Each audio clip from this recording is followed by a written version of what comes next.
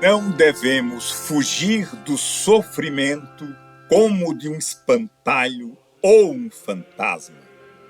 Devemos, ao longo da vida, entrar na série das ogivas do sofrimento.